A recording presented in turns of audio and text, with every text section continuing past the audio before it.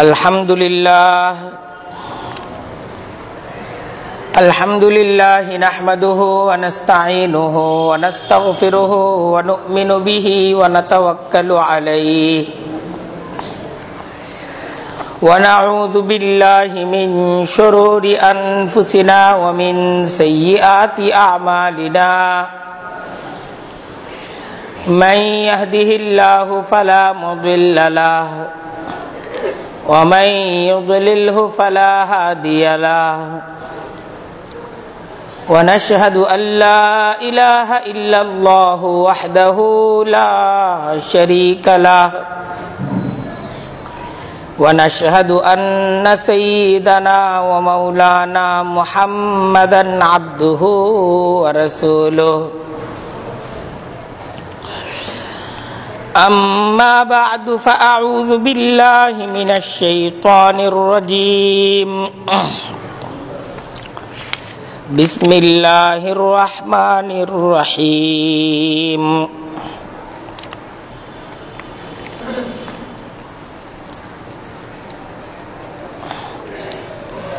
इन्नल्लाह ला यग़फ़िरु अन युश्रक बिही व यग़फ़िरु मा दून ज़ालिका लिमन यशा।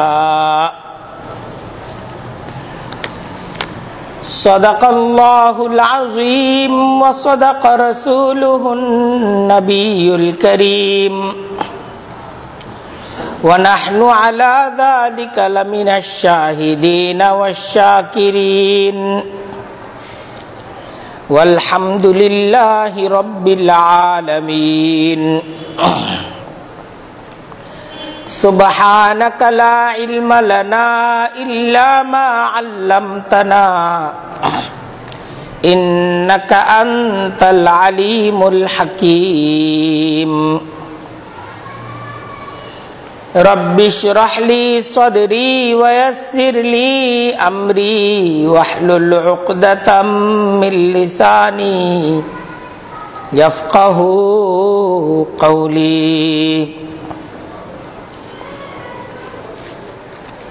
আল্লাহ রব্বুল আলামিনের দরবারে শুকরিয়া আদায় করছি। আজকের দিন পবিত্র জুমার দিন, জুমার খুতবার আলোচনায় আমরা উপস্থিত হয়েছি।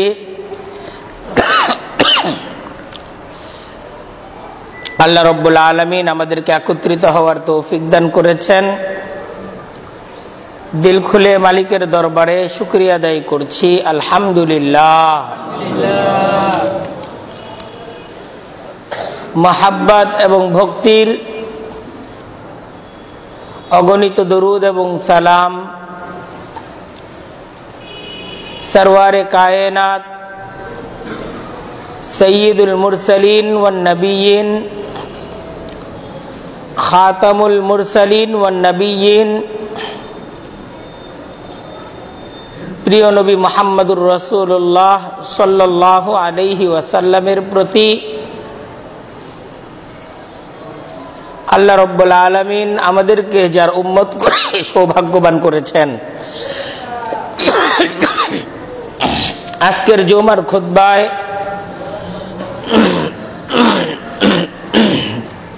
আমাদের আলোচনার বিষয় হলো শিরিক।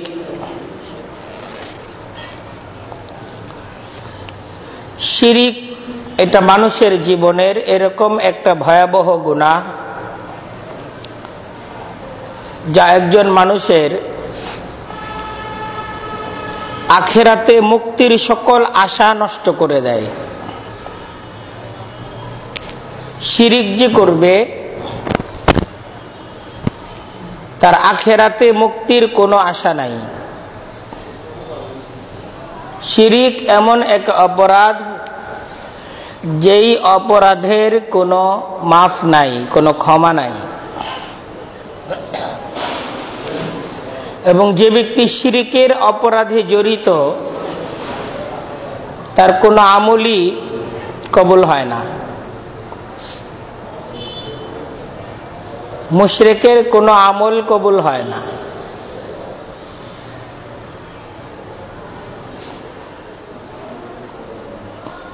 যার মাঝে শিরিক আছে সে তার কোনো অন্য আমলের কোনো প্রতিদানও পাবে না,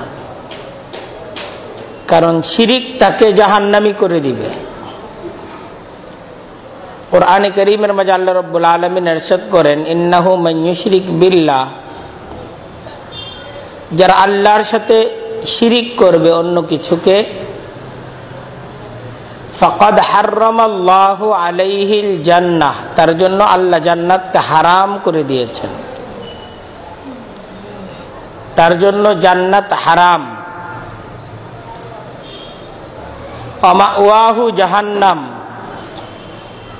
আর যে মুশরিক, যে শিরিক করলো, তার ঠিকানা হলো জাহান্নাম।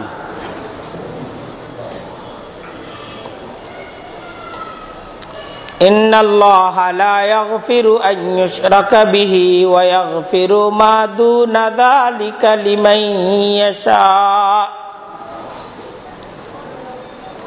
আল্লাহ রাব্বুল আলামিন তার সাথে যে শিরিক করবে এই অপরাধকে মাফ করবেন না। অন্য কোনো অপরাধ যদি কেউ করে, এটাকে উনি যদি ইচ্ছা করেন মাফ করতে পারেন, কিন্তু শিরিক এটা এমন একটা অপরাধ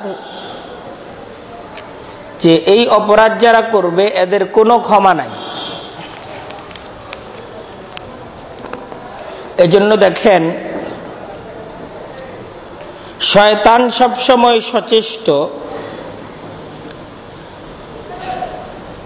আমাদের মাধ্যমে সে যেন কোনো শিরিক করাতে পারে, শিরিকের মাঝে মানুষকে যেন সম্পৃক্ত করতে পারে, মানুষ যেন শিরিক করে। এটা হলো শয়তানের সবচেয়ে বেশি চেষ্টা, কারণ সে যদি শিরিক করাইতে পারে তাহলে তো তার সবকিছুই সে নষ্ট করে দিতে পারল। আল্লাহ তার নবীকেও বলছেন যে লা ইন আশরাকতা, যে আপনিও যদি শিরিক করেন, লা ইয়াহবাতান্না আমালুকা, আপনার সমস্ত আমল নষ্ট হয়ে যাবে। আপনার সব আমল নষ্ট হয়ে যাওয়ার জন্য একটা আমলই যথেষ্ট, আর ওইটা কি? শিরিক। এটা সব নষ্ট করে দিবে। 30-40 বছরের সমস্ত ইবাদত এটা নষ্ট হয়ে যাবে যদি একটা কাজ করে। ওই কাজটা কি? শিরিক। একটা কাজ দ্বারা সব নষ্ট। এজন্য আমাদের খুব তৎপরতা দরকার যেন শিরিক না হয়, খুব সতর্ক থাকা দরকার। শয়তান খুব তৎপর যেন একটা শিরিক সে ঢুকায় দিতে পারে। তাই আমাদের খুব সতর্ক এবং সচেষ্ট থাকতে হবে। আর যাই হোক, শিরিক যেন না হয়, এটা প্রয়োজন না? বলেন, এটা খুব প্রয়োজন। কুরআনে কারীমের মাঝে আসছে যে শিরিক এটা এমন একটা জিনিস, এটা থেকে নিজে বাঁচো, নিঃসন্তানদেরকেও শিক্ষা দাও। সন্তানকে যেটা শিক্ষা দিতে হবে যে সবচেয়ে বড় গুনাহ হলো শিরিকের গুনাহ, এটা সে যেন বুঝে। কুরআনে কারীমের মাঝে আসছে হযরত লুকমান, উনি ওনার ছেলেকে যে উপদেশ দিচ্ছেন, 1 নম্বর উপদেশ যেটা, ইয়া বুনাইয়া লা তুশরিক বিল্লাহ ইন্নাশ শিরকা লাযুলমুন আযীম। যে হে আমার প্রিয় সন্তান, আল্লাহর সাথে কাউকে শরীক করো না, কারণ শিরিকটা এটা সবচেয়ে বড় জুলুম, সবচেয়ে বড় অপরাধ হলো শিরিক। শিরকি কথা থেকে বিরত থাকতে হবে, শিরকি কাজ থেকে বিরত থাকতে হবে, শিরকি চিন্তাধারা থেকে নিজেদেরকে মুক্ত রাখতে হবে। আল্লাহ রসুল সাল্লাল্লাহু আলাইহি ওয়াসাল্লাম সবসময় সাহাবীদেরকে তিনি এই শিরকের ব্যাপারে খুব সতর্ক করতেন। সবসময় খুব সাবধান করতেন যে কোনো কথাবার্তায় যেন শিরিক না হয়। আল্লাহ রসুল সাল্লাল্লাহু আলাইহি ওয়াসাল্লামের সামনে সাহাবা একরাম কথা বললে উনি সংশোধন করে দিতেন, না এইভাবে কথা বলা যাবে না, এইভাবে বলো, কথা বলাও শিখাইতেন। তো এই কথা বলা এটাও শিখতে হবে, যেন আমার কথার দ্বারা ঈমান প্রকাশ পায়। আমি যে ঈমানদার, আমার প্রত্যেকটা কথায় যেন ঈমান প্রকাশ পায়, এটার চর্চা হওয়া চাই। আমার কোনো কথায় যেন অনিচ্ছাকৃতভাবেও শিরিক প্রকাশ না পায়, এটার দিকে সতর্ক থাকতে হবে।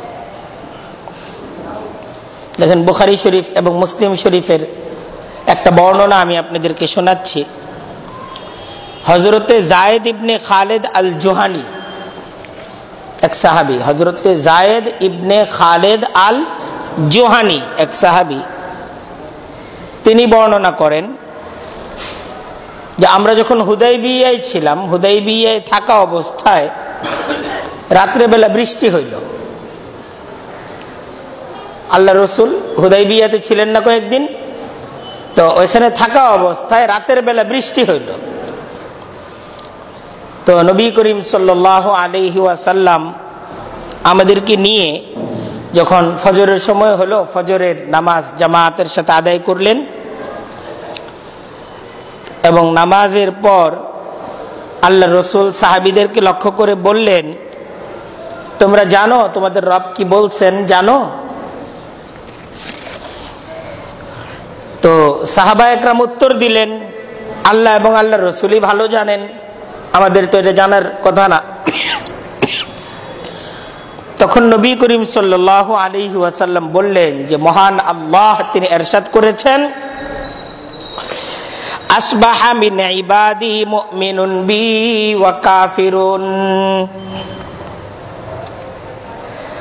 আসবাহা মিন ইবাদি মুমিনুন বি ওয়া কাফিরুন। দেখেন, খুব খেয়াল করে শুনেন, খুব বোঝার বিষয় যে আল্লাহ রব্বুল আলামিন তিনি বলেছেন যে আমার বান্দাদের কিছু বান্দা আজকে তারা আমার প্রতি ঈমান সহকারে সকাল করছে, আর কিছু মানুষ সকাল করছে কাফের অবস্থায়। কিছু মানুষ সকাল করছে ঈমান অবস্থায়, আর কিছু মানুষ সকাল করছে কি অবস্থায়? কাফের অবস্থায় সকাল করছে। فَأَمَّا مَنْ قَالَ مُطِرْنَا بِفَضْلِ اللَّهِ وَرَحْمَتِهِ, আজকে যারা বলেছে মুতিরনা বিফাজলিল্লাহি ওয়া রাহমাতিহি, আমাদের উপর বৃষ্টি হয়েছে, এটা আল্লাহর অনুগ্রহ, আল্লাহর রহমত। রাত্রে বেলা যে বৃষ্টি হয়েছে এটা আল্লাহর অনুগ্রহ, আল্লাহর রহমতে বৃষ্টি হয়েছে। ফাযালিকা মুমিনুন বি ওয়া কাফিরুন বিল কাওয়াকিব, বিল কাওকাব। এই সমস্ত লোকেরা তারা আমার প্রতি ঈমান আনছে, আর তারা নক্ষত্র এইসবের বিশ্বাসকে অস্বীকার করছে। এরা আজকে সকালে মুমিন অবস্থায় তারা সকাল করছে, তারা আমার প্রতি বিশ্বাসী।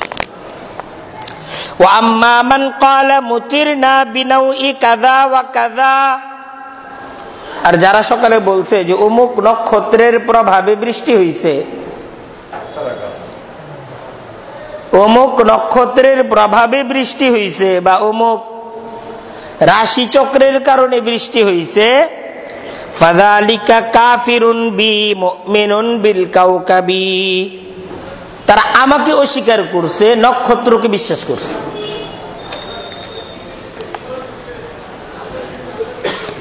তো এই কথাগুলো কুফরি কথা, শিরকি কথা। এই যে এই ধরনের কথাগুলো আল্লাহর রাসূল দেখায় দিতেছেন সকালবেলা সাহাবীদেরকে, যে রাত্রে যে বৃষ্টি হইল, এতে কিছু মানুষ এই বৃষ্টি হওয়ার পর এদের ঈমান আছে, কিছু মানুষের ঈমান কি নষ্ট হয়ে গেছে। ওই যারা বলতেছে বৃষ্টি যে হইছে এটা আল্লাহর অনুগ্রহ, আল্লাহর রহমত, তাহলে এরা হলো আল্লাহর প্রতি ঈমান রাখে। আর যারা বলতেছে বৃষ্টি যে হইছে এটা অমুক নক্ষত্রের প্রভাবে হয়েছে, অমুক কারণে হয়েছে। তো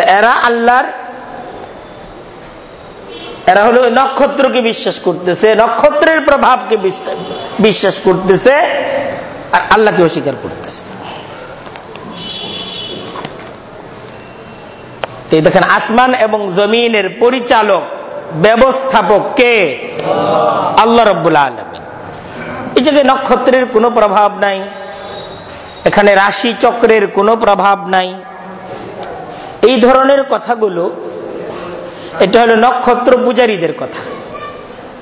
এই যে এই কথাগুলো যারা নক্ষত্রের পূজা করে তারা বলে, এই কথাগুলো শিরিক। এই মানুষের কথাই হলো ঈমান, আর কথার কারণেই মানুষের ঈমান নষ্ট হয়ে যায়। ঈমান এটা কোনো সার্টিফিকেটের নাম না।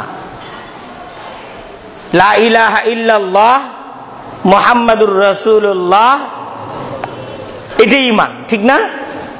এটাই ঈমান।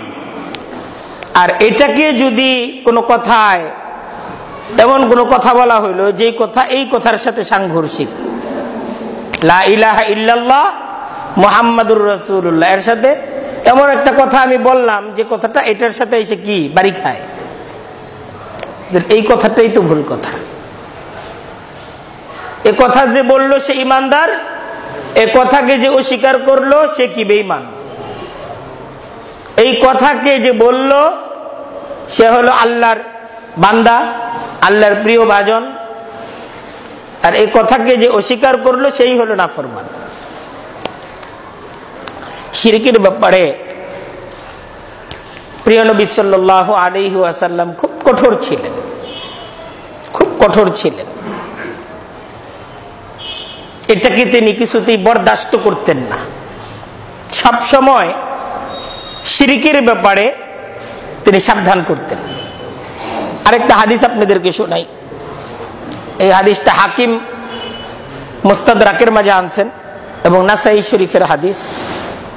কাতিলা ইবনে সাঈদ তিনি বর্ণনা করতেছেন, ইন্না হিবরান জাআ ইলা নবী সাল্লাল্লাহু আলাইহি ওয়াসাল্লাম, এক ইহুদি পণ্ডিত, হিবরান বলা হয় যারা ইহুদি তাওরাতে খুব দক্ষ এবং অভিজ্ঞ হয়। ইহুদিদের কিতাব হলো তাওরাত, তাওরাতে খুব জ্ঞান যারা রাখে তাদেরকে বলা হয়তো আহবার, হিব্র, হ্যাঁ, তাওরাতের আলেম যারা। তো এরকম একজন হিব্র, এক ইহুদি পণ্ডিত আল্লাহ রাসূলের কাছে আয়েশা বললেন, ফাকালা ইন্নাকুম তুশরিকুনা তাকুলুনা মা শা আল্লাহু ওয়া শি'তা তাকুলুনা ওয়াল কাবা।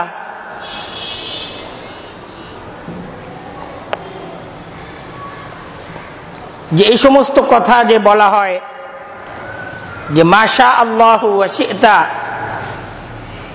যে আপনি যা চান এবং আল্লাহ যা চান, আপনি এবং আল্লাহ যেমন চান, এবং এই যে বলা হয় ওয়াল কাবা, কাবার কসম, এই কথাগুলো তো শিরিক। ফাকাল রাসূলুল্লাহ সাল্লাল্লাহু আলাইহি ওয়াসাল্লাম, তো আল্লাহ রাসূল সাল্লাল্লাহু আলাইহি ওয়াসাল্লাম তিনি বললেন, কুলু, সবাইকে লক্ষ্য করে বললেন, এই সব সাবধান, কুলু মা শা আল্লাহ সুম্মা শি'তা, তোমরা কথা এভাবে বলবে যে মা শা আল্লাহ, আল্লাহ যেটা চান, সুম্মা শি'তা, অতঃপর আপনি যেটা ইচ্ছা করেন।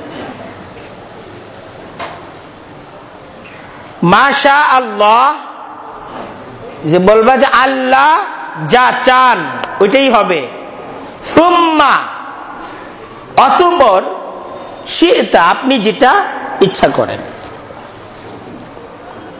ওয়াকুলু, এবং তোমরা বলো ওয়া রাব্বিল কাবা, যে কাবার কসম এটা বইলো না, বলো কাবার রবের কসম।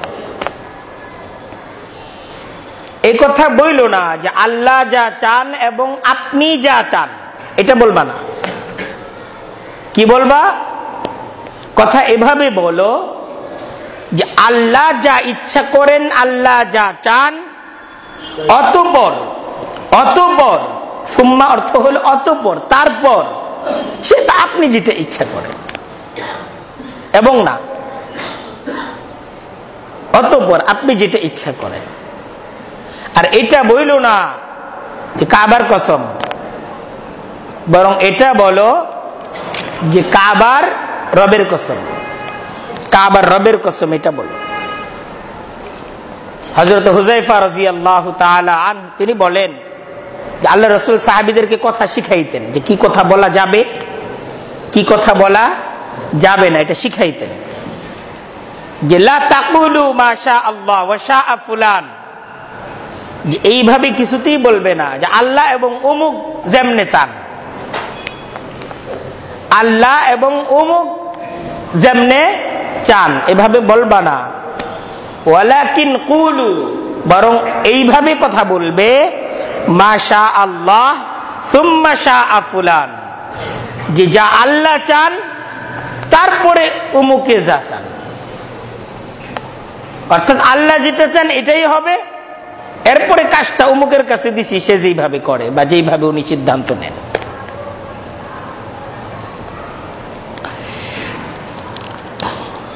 দেখেন, কথা বলার ক্ষেত্রে এইসব হলো আল্লাহর রাসূলের দেওয়া শিক্ষা।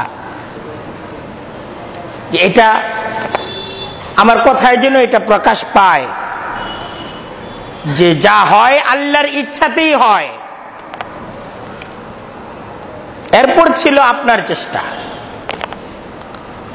আল্লাহর ইচ্ছাতেই হইছে, তারপর আপনি চেষ্টা করছেন। এটা বলতে হবে যে যা হইছে আল্লাহর ইচ্ছায় হইছে, আল্লাহ চাইছেন তাই হইছে, তারপর আপনি কি করছেন, চেষ্টা করছেন, আপনার শুকরিয়া আদায় করছি।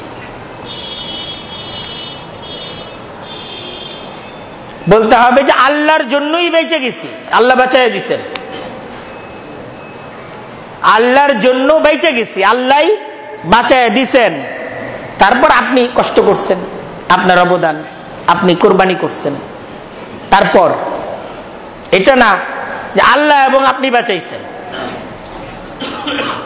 আল্লাহ এবং আপনি বাঁচাইছেন, এটা বলা যাবে? এটা বলা যাবে না। বলতে হবে বাঁচাইছেন কে? আল্লাহ, তারপর আপনি চেষ্টা করছেন। তাই কারো অবদান যদি স্বীকার করতে হয়, কথাগুলো এইভাবে উপস্থাপন করতে হবে। এটা আল্লাহ রাসূল শিখাইছেন সাহাবীদেরকে, যে কারো কৃতজ্ঞতা যদি আদায় করতে চাও এভাবে বলো, কথা এইভাবে বলো যে আল্লাহর ইচ্ছাতে হইছে, আল্লাহ চাইছেন তাই হইছে, আল্লাহ সিদ্ধান্ত নিছেন এজন্য হইছে, তারপর আপনি চেষ্টা করছেন।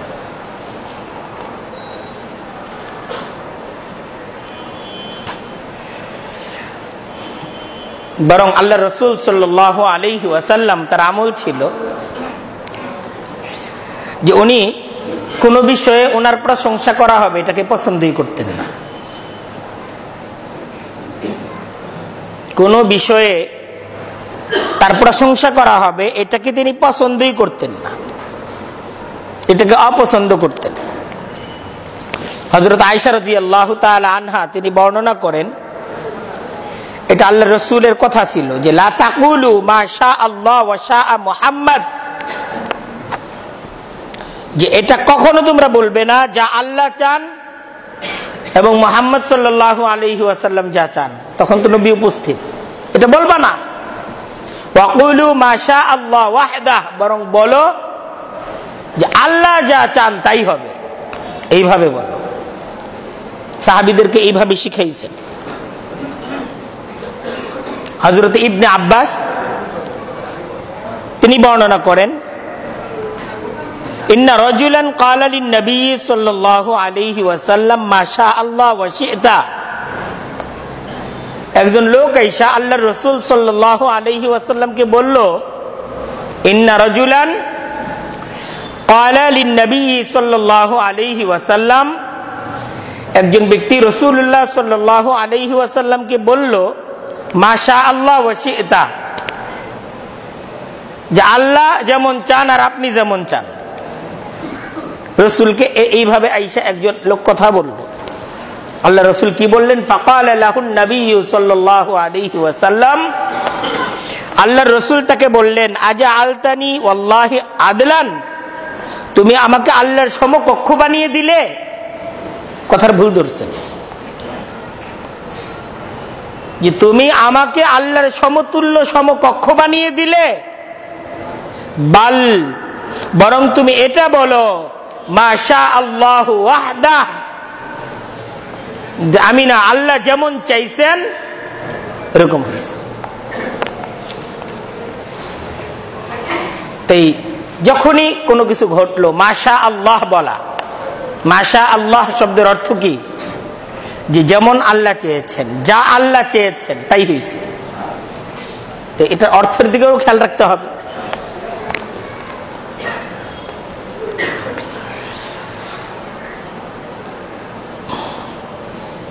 এই শিক্ষাই রাসূলুল্লাহ সাল্লাল্লাহু আলাইহি ওয়াসাল্লাম সাহাবীদেরকে দিয়েছেন, আর এই শিক্ষা নিয়েই তার আগমন হয়েছে। এই শিক্ষা মানুষদেরকে তিনি দিবেন যে এই বিশ্ব পরিচালনার, এই বিশ্বের ব্যবস্থাপনার একক ক্ষমতা, যার একক ক্ষমতায় এই পৃথিবীর সবকিছু হচ্ছে, তিনি কে? তিনি আল্লাহ, তিনি রব্বুল আলামিন, পূর্ণ আলমের তিনি রব, তিনি মালিক। অন্য কারো কোনো ক্ষমতা নাই, অন্য কারো কোনো প্রভাব নাই, অন্য কারো কোনো অংশীদার নাই, কোনো অংশ নাই। এখানে আছে? অন্য কারো কোনো অংশ আছে না নাই? নাই, অন্য কারো কোনো অংশ নাই। এটাই ছিল প্রিয় নবীর শিক্ষা। এই শিক্ষাই হলো মুসলমানের সবচেয়ে দামি শিক্ষা, যে তাওহীদের শিক্ষা। ইয়া বুনাইয়া লা তুশরিক বিল্লাহ ইন্না শিরকা লাযুলমুন আযীম। অগণিত আয়াত, অগণিত হাদিস এই শিক্ষা আমাদেরকে দেয় যে মঙ্গল, মানুষের কোনো মঙ্গল, মানুষের কোনো কল্যাণ এবং মানুষের অমঙ্গল, মানুষের অমঙ্গল এবং অকল্যাণ, মানুষের কোনো নিয়ামত এবং মানুষের কোনো বিপদ, এই সমস্ত কিছু মানুষদেরকে দেন কে? আল্লাহ দেন। বিপদ এটা কার তরফ থেকে আসে? আল্লাহর তরফ থেকেই বিপদ আসে। আমি যে বিপদগ্রস্ত, অসচ্ছল, পেরেশানির মাঝে আছি, ব্যবসা বাণিজ্য ভালো না, সংসার শান্তি নাই, শরীরে সুস্থতা নাই, এই যে নানা ধরনের বিপদ আপদ, এই সমস্ত বিপদ আপদ কার তরফ থেকে আসছে? আল্লাহর তরফ থেকে। এবং এই বিপদ থেকে মুক্ত কে করবেন? করার ক্ষমতাটা একমাত্র কার? আল্লাহ।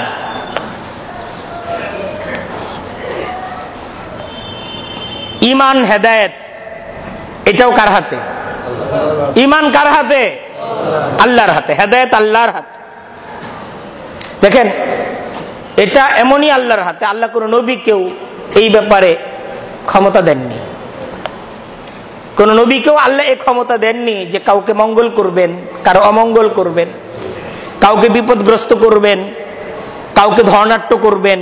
এই ক্ষমতাটা আল্লাহ কোন নবীকেও দেননি। এই ক্ষমতাটা আল্লাহ কোন নবীকেও দেননি।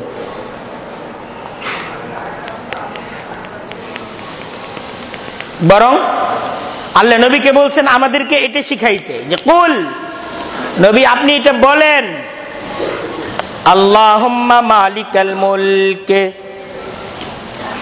তুতিল মুলকা মান তাশাউ ওয়া তানজিউল মুলকা মিম্মান তাশাউ ওয়া তুইজ্জু মান তাশাউ ওয়া তুযিল্লু মান তাশাউ বিয়াদিকাল খায়র ইন্নাকা আলা কুল্লি শাইইন কাদির তুলিজুল লাইলা ফিন নাহারি ওয়া তুলিজুন নাহারা ফিল লাইল ওয়া তুখরিজুল হাইয়া মিনাল মাইয়িতি ওয়া তুখরিজুল মাইয়িতা মিনাল হাই। সব কে করেন? করেন কে? আল্লাহ করেন। তুতিল মুলকা, যে মালিকাল মুলক আল্লাহ, আপনি হলেন সমস্ত রাজাদের রাজা, শাহানশাহ। তুতিল মুলকা, রাজত্ব আপনি দেন, মান তাশাউ, যাকে আপনি ইচ্ছা করেন। ওয়া তানজিউল মুলকা, রাজত্ব আপনি কেড়ে নেন, আপনি কেড়ে নেন, মিম্মান তাশা, যার থেকে আপনি ইচ্ছা করেন। ওয়া তুইজ্জু মান তাশাউ, ইজ্জত আপনি দেন যাকে আপনি ইচ্ছা করেন। ওয়া তুযিল্লু, অপদস্থ আপনি করেন যাকে আপনি ইচ্ছা করেন। ইন্নাকা আলা কুল্লি শাইইন কাদির, যে আপনি সব কিছুর উপর ক্ষমতাবান। যখন যা চান তাই করার ক্ষমতা কার আছে? আল্লাহ নবীকে বলতেছেন, এই শিক্ষা মানুষদেরকে দেন, আপনি মানুষদের কাছে এটা বলেন। তো নবীরা এটাই বলছেন যে আমরা কোনো ক্ষমতা নিয়ে আসি নাই, আমরা কোনো ক্ষমতাসীন হিসেবে আমরা এই পৃথিবীতে আসি নাই, বরং আমাদেরকে পাঠানো হয়েছে তোমাদের কাছে আল্লাহর ক্ষমতা বলার জন্য, যে লা ইলাহা ইল্লাল্লাহ, সমস্ত ক্ষমতার উৎস কে? আল্লাহ। আল্লাহ হলেন সকল ক্ষমতার উৎস, সবার উপর যার প্রভুত্ব, যার ক্ষমতা, তিনি কে? তিনি হলেন আল্লাহ। তাই দেখেন, শিরিক এটা এক কঠিন অপরাধ, যার কোনো ক্ষমা নাই। তাই শিরকি কথাবার্তা, শিরকি কাজকর্ম, শিরকি চিন্তাধারা, এটা থেকে বিরত থাকা। কারণ শিরিকটা এমন একটা অপরাধ, এই অপরাধটা একজন মানুষের সমস্ত ভালো আমলকে নষ্ট করে দেয়। এবং যে ব্যক্তি শিরিক করবে তার ঠিকানা জাহান্নাম, জান্নাত তার জন্য হারাম। আল্লাহ কুরআনে কারীমের মাঝে ঘোষণা দিয়েছেন। এবং আল্লাহ ঘোষণা দিয়েছেন যে অন্য সকল অপরাধ আমি যদি ইচ্ছা করি ক্ষমা করব, কিন্তু শিরিক এটাকে আমি ক্ষমা করব না।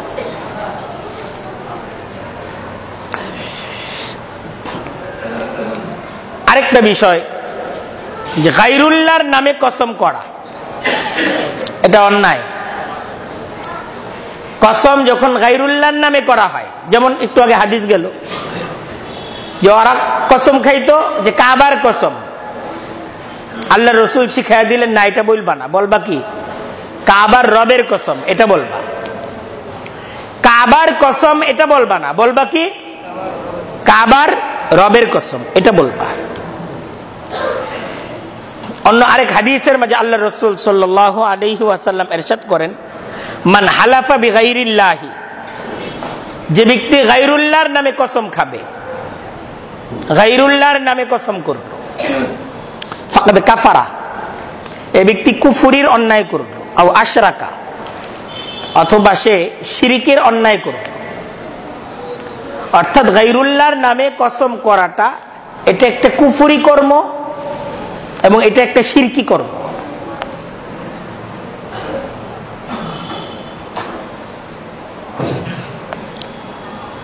দেখেন, মানুষ যাকে ক্ষমতাবান মনে করে, কসমের বিষয়ে আমরা একটু পর্যালোচনায় যাচ্ছি, সবাই একটু খেয়াল করি যে মানুষ যাকে ক্ষমতাবান মনে করে, যে অলৌকিক ক্ষমতার অধিকারী মনে করে, সর্বোচ্চ ক্ষমতাবান মনে করে, তার নামে মিথ্যা কথা বলতে চায় না।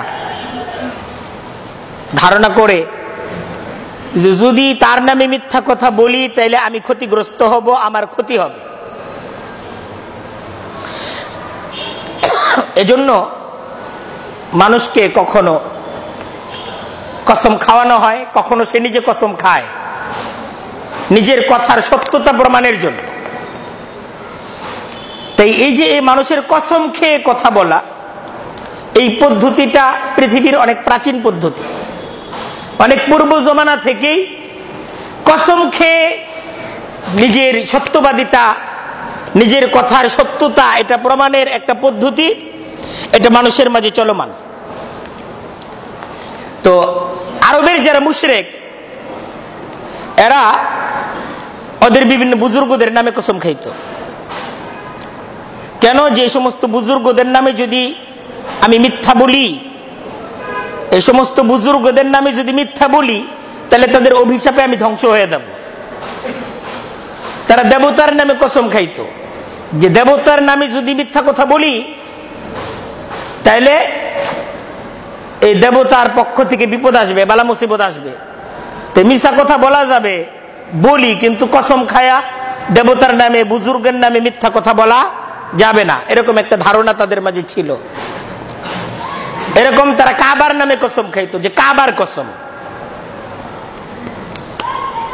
তাই বিভিন্ন ঝগড়া বিবাদে এই কসম এটা নেওয়া হইতো, যে কসম খাও, দেবতার নামে কসম খাও। আমাদের সমাজেও দেখা যায় অনেকে আইসা মসজিদের নামে কসম খায়, যে মসজিদে আইসা এনে দাঁড়ায় বলো যে মসজিদের নামে কসম খাইতেছে।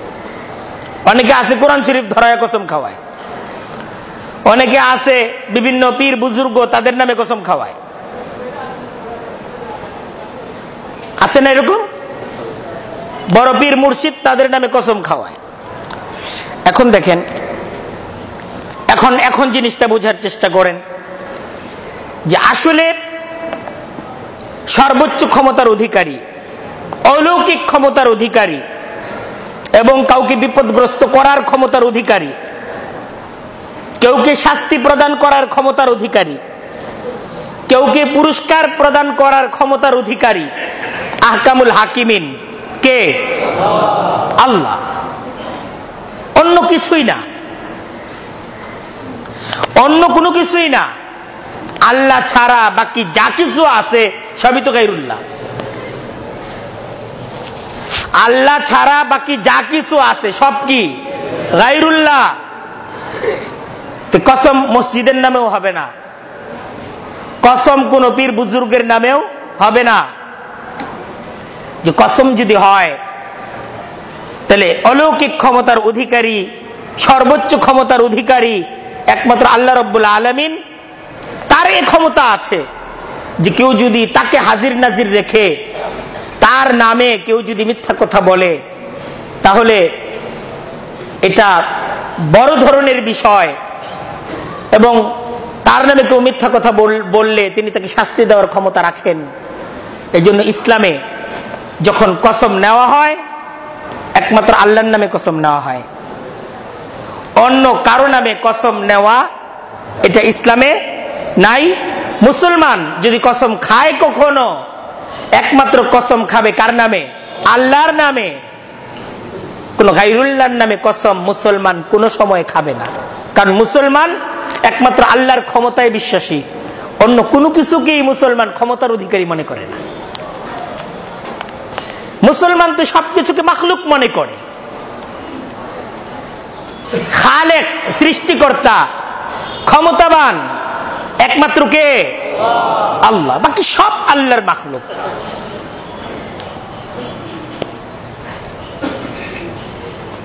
মাখলুকের কারো ক্ষতি করারও ক্ষমতা নাই, মাখলুকের কাউকে নেয়ামত দেওয়ারও ক্ষমতা নাই, মাখলুকের কাউকে বিপদ থেকে মুক্ত করারও ক্ষমতা নাই, মাখলুকের কাউকে বিপদগ্রস্ত করারও ক্ষমতা নাই। ক্ষমতা আছে কার?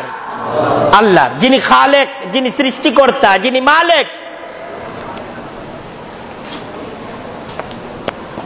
তাই রাসূলুল্লাহ সাল্লাল্লাহু আলাইহি ওয়াসাল্লাম সতর্ক করেছেন যে কসম যেন গায়রুল্লাহর নামে না হয়। মান হালাফা বিগাইরিল্লাহ, যে ব্যক্তি গায়রুল্লাহর নামে কসম খাবে, ফাকাদ কাফারা, তাহলে এটা একটা কুফরি কাজ, অন্যায়, এটা একটা কুফরি অন্যায়, এবং এটা একটা শিরকি অন্যায়।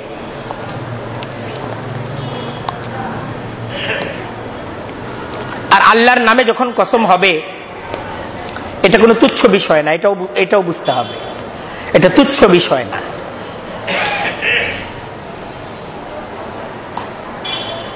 এটাকে রক্ষা করা কর্তব্য। ওয়াহফাজু আইমানাকুম, কোরআনে কারীমের মাঝে আসছে যে তোমরা তোমাদের কসমকে হেফাজত করো। কারণ তুমি যে কসম খেয়েছো, কার নামে খেয়েছো? আল্লাহর নামে খেয়েছো।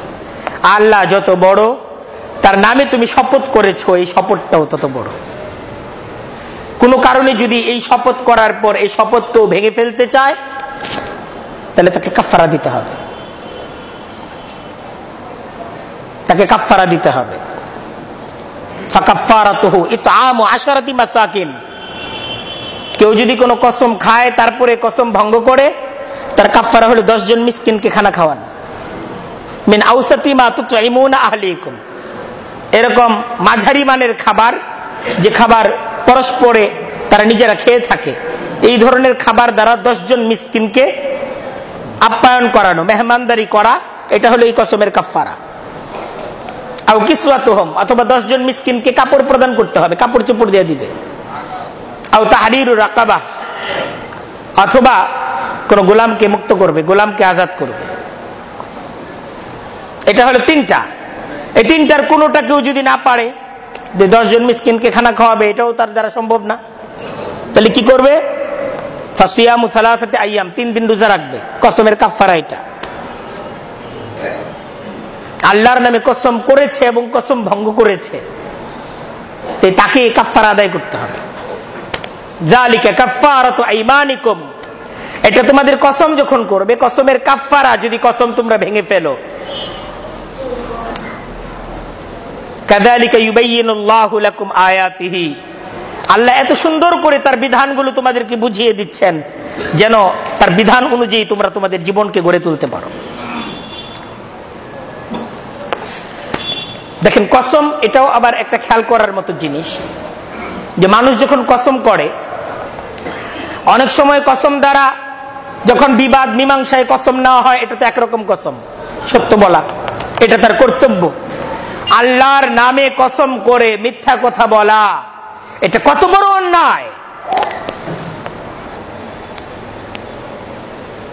আল্লাহর নামে কসম করে মিথ্যা কথা বলা, এটা কত বড় অন্যায়, এটা এটা চিন্তা করার বিষয়।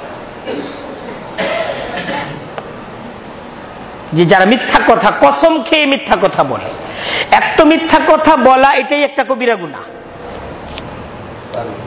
মিথ্যা কথা বলা এটাই একটা কবিরা গুনাহ। এবং এরকম কবিরা গুনাহ যে একজন মানুষের যদি জীবনে আর কোনো গুনাহ না থাকে, কিন্তু একটা মিথ্যা কথা বলার কবিরা গুনাহ আছে, সে তওবা করে নাই, সে এই মিথ্যা কথাটা বলার পরে কি করে নাই? তওবা করে নাই, এই অবস্থায় তার মৃত্যু হইছে।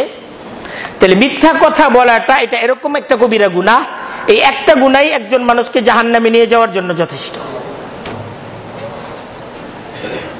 তো মিথ্যা কথা বলাটা তো এত বড় গুনাহ, মিথ্যা বলা। আবার একজন মানুষ মিথ্যা কথা বলছে, আবার আল্লাহর নামে কসম খেয়ে মিথ্যা কথা বলছে, তাহলে তার কি অবস্থা হবে? একদম জেনে বুঝে, যে আমি স্বজ্ঞানে বুঝে শুনে আমি আল্লাহর নামে শপথ করছি, এই কথা বলে একজন মানুষ মিথ্যা কথা বলছে,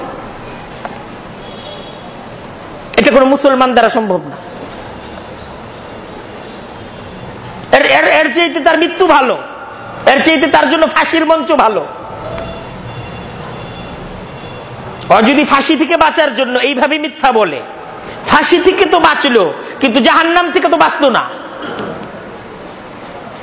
এরকম আল্লাহর নামে কসম খেয়ে একটা মানুষ মিথ্যা কথা বলবে, আর সে এই গুনাহ কিভাবে মাফ হবে তার, এটা তো চিন্তা করা দরকার।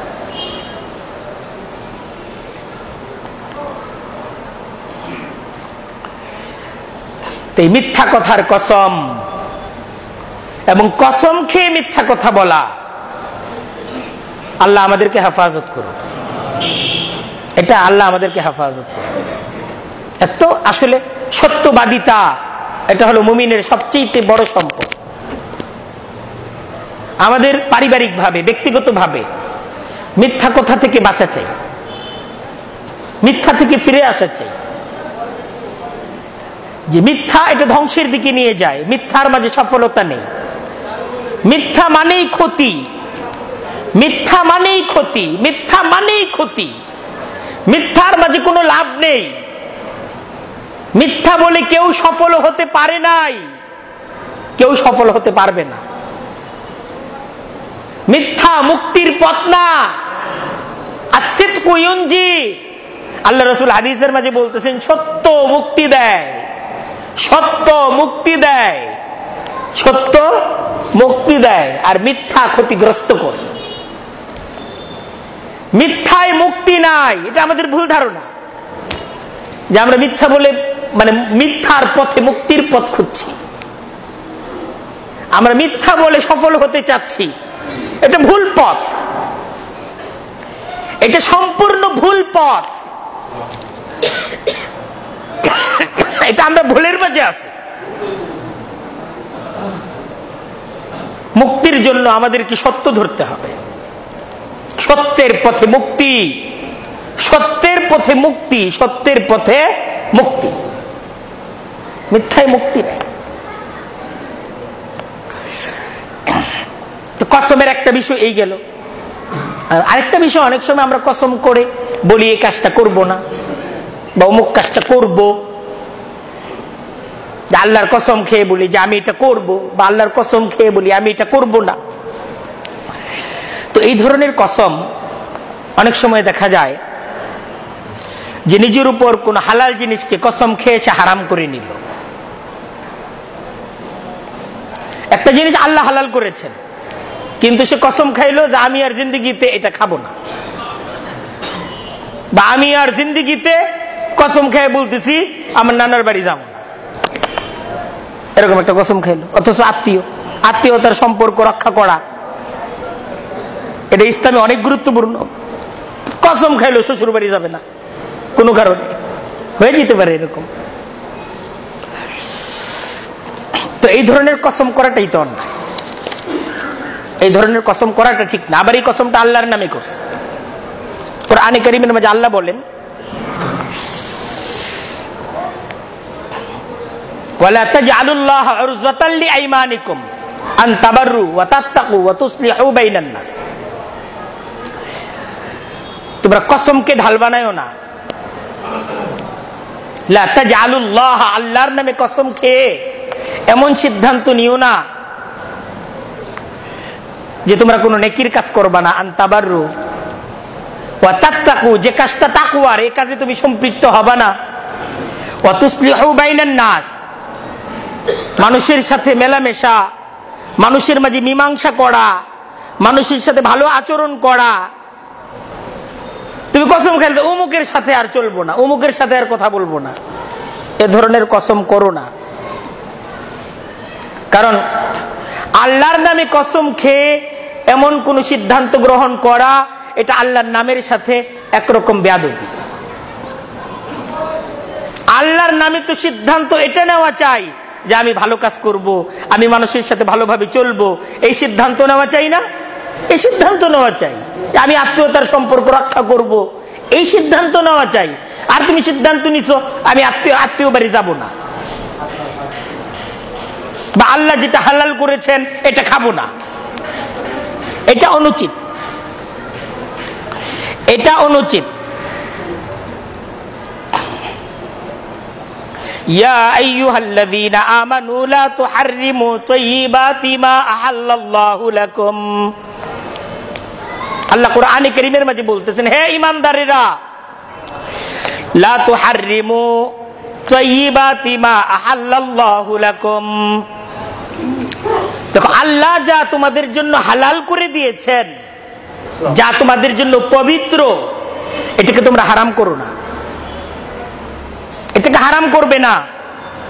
ওয়ালা তাতাদু, আর সীমা লঙ্ঘন করো না।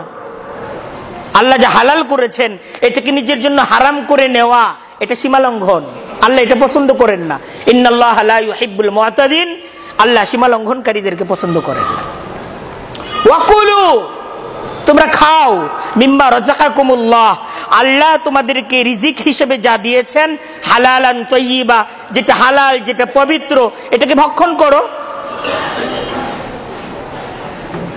তাই কসম করে কোন হালাল জিনিসকে নিজের জন্য হারাম করে নেওয়া এটা ঠিক না।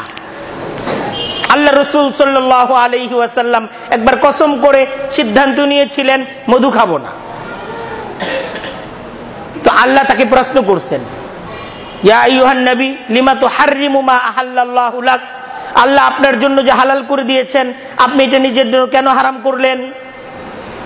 তারপর আল্লাহ তার নবীকে বলছেন কাদ ফারাজাল্লাহু লাকুম তাহিল্লাতা আইমানিকুম, আপনি যে কসম করছেন এই কসমটা ভেঙে ফেলা আপনার জন্য আল্লাহ ফরজ করছেন।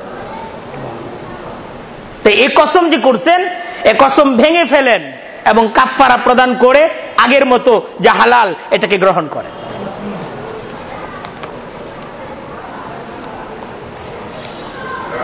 কসমের বিষয় যেহেতু আসলো, তাই এই বিষয়গুলো আলোচনার প্রয়োজন আমাদের। যে আমরা কসম যখন খাবো, এক নম্বর গায়রুল্লাহর নামে কোনো কসম খাওয়া যাবে না, এটা গুনাহ, এটা মারাত্মক অপরাধ, এটা একটা শিরকি কাজ, আল্লাহর রাসূল নিষেধ করছেন। আর কসম যখন খাবো ভালো কাজের, সত্য বলার ব্যাপারে কি করা যেতে পারে? কসম, কিন্তু মিথ্যা কথা, কসম খেয়ে মিথ্যা কথা বলা এটা জঘন্যতম অপরাধ।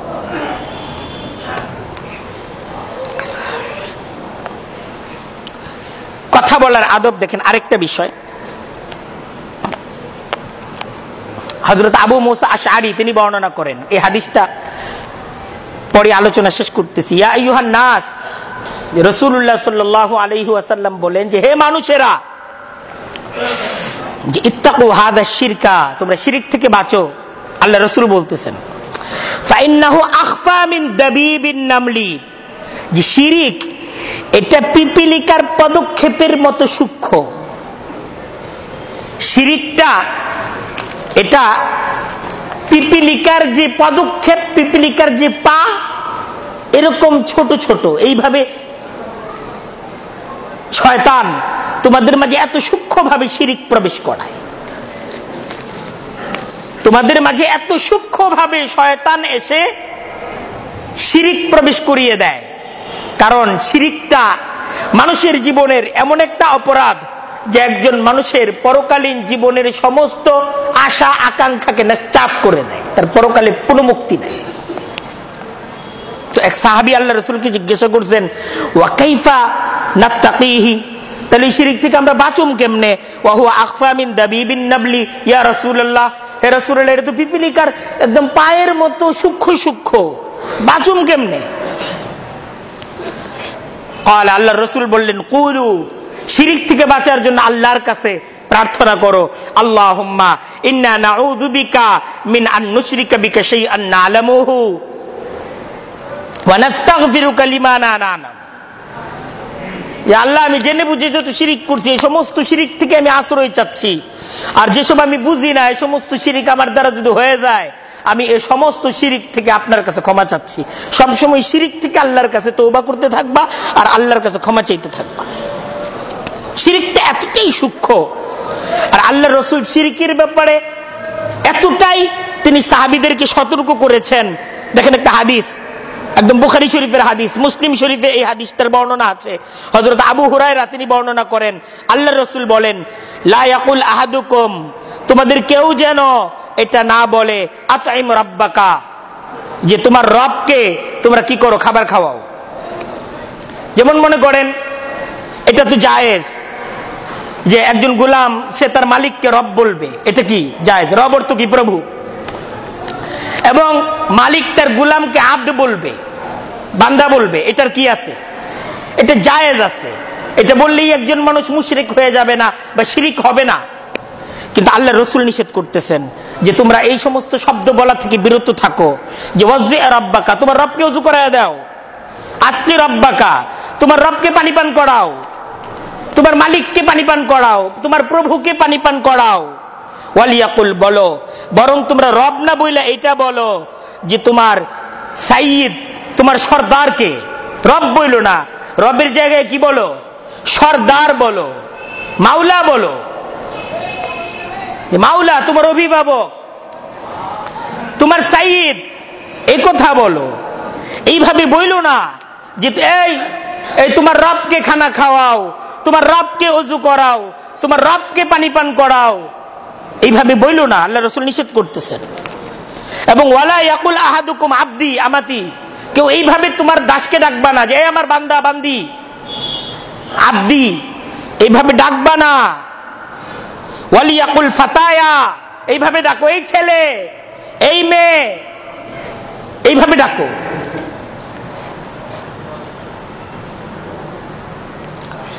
দেখেন এটা জায়েজ। তারপর আল্লাহ রসুল শিক্ষা দিচ্ছেন যে ভিন্ন কথা বলো, এইভাবে ডাকো না, ভিন্ন ভাবে ডাকো। কারণ কথাই হলো ঈমান, আর কথার কারণে মানুষ কি হয়ে যায়? বেঈমানে পরিণত হয়। তাই এমন সমস্ত শব্দ থেকেও নিজেকে দূরে রাখা যে সমস্ত শব্দের দ্বারা শিরিক প্রকাশ পায়। আল্লাহ রাব্বুল আলামিন আমাদেরকে এই যে কঠিনতম অপরাধ শিরিক, এটা থেকে সর্বাবস্থায় বেঁচে থাকার তৌফিক দান করুন। ওয়া আখিরু দাওয়ানা আনিল হামদুলিল্লাহি রাব্বিল আলামিন।